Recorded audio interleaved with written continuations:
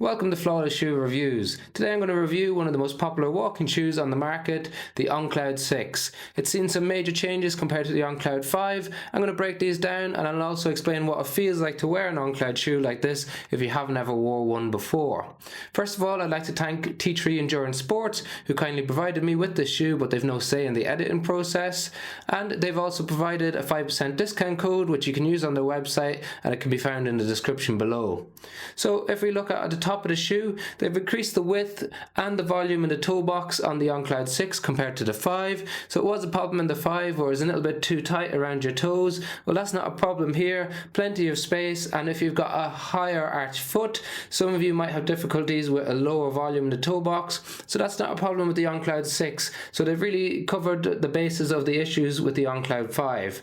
Then for those of you who haven't used the speed laces before, you just simply pull on them to tighten them and they stay in place.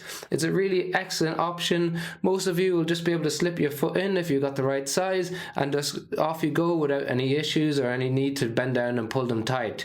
So it's a really convenient way to tighten your laces.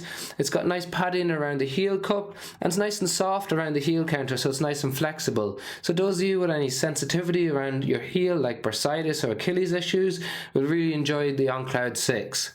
Then as we move down the shoe, you've got an 8mm difference from the back to the front of the shoe in terms of the amount of cushioning, and then we've got the classic helium cushioning with the CloudTec technology. So the CloudTec pods on the bottom of the shoe, they're not as soft as they look, so you don't sink into them lots like you might see in the Encloud Monster 2, and therefore it's a bit more balanced, not as firm as the Encloud Fire 5, so it sits in the middle of those. You sink into it a little bit, but then it pushes you back out again, so it's really comfortable whether you want to use them for standing and walking for long periods of time or just as a leisure shoe.